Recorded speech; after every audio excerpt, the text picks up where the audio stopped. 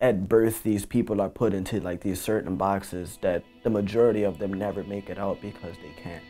I understood from birth that I wasn't expected to make it anywhere, let alone out of Baltimore City.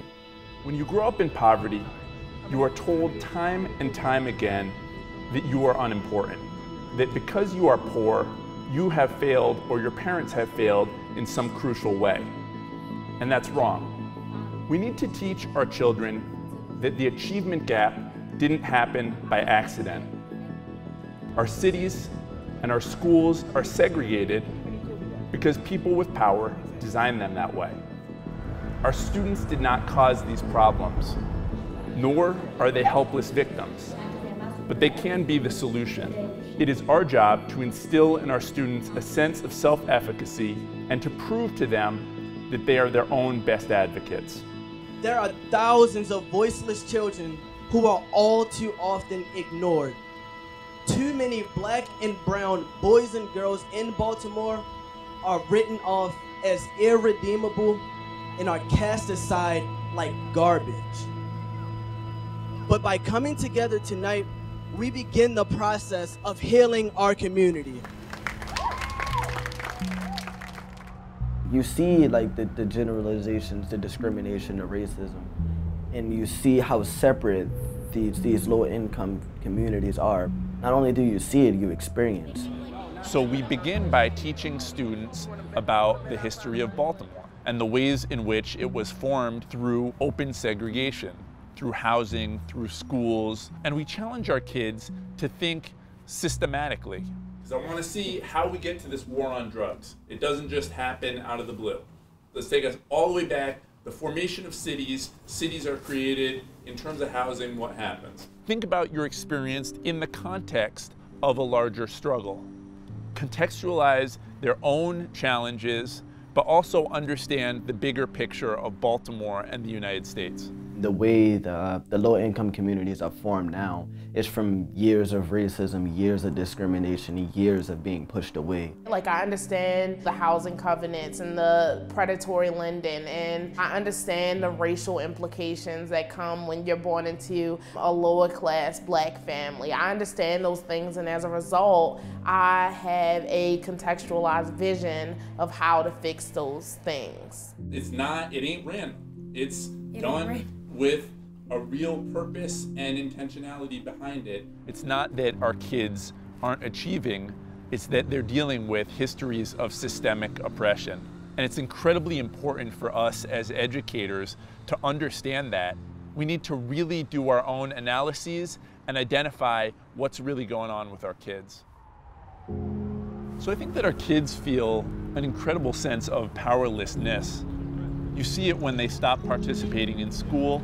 That's about, I don't feel power in my own life.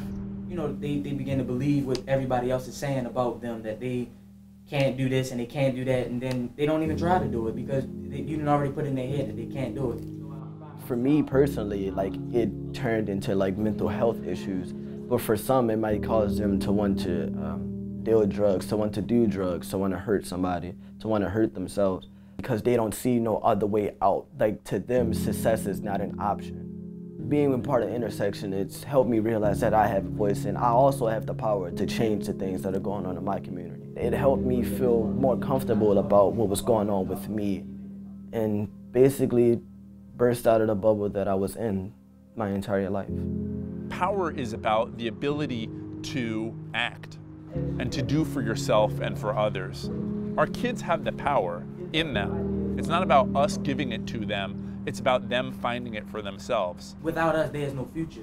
So the power is really within us. We just need help to get to that next level. It's like a stair. When Amber stood up yesterday in front of the mayor, that's her showing her own power. Nobody gave that to her. That's her standing up and saying, I want to take back my school. I want to take back my community.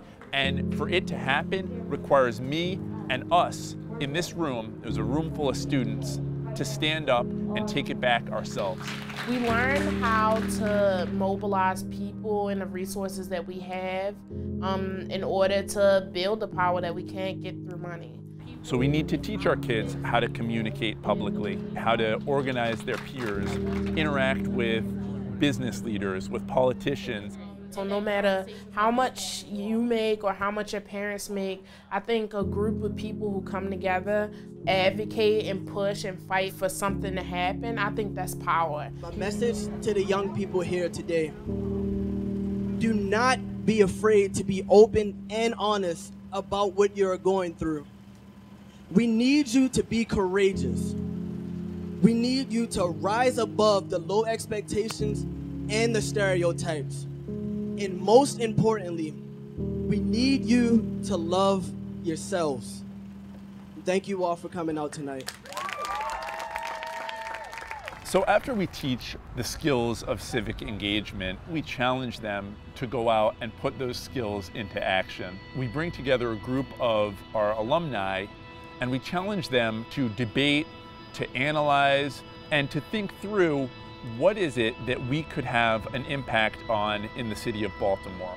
With my peers, I knocked on over 6,000 doors to help pass the DREAM Act. I spoke out for a gun safety law in my home state of Maryland, which will save the lives of people like my cousin. Leadership has absolutely nothing to do with how old you are. Being able to advocate and speak out for an issue, being able to see what's right and what's wrong, has absolutely nothing to do with how old you are. When you have youth advocating for issues of other youth, I think that really changes the minds and hearts of many. Youth have always been the center of movement and change in this world.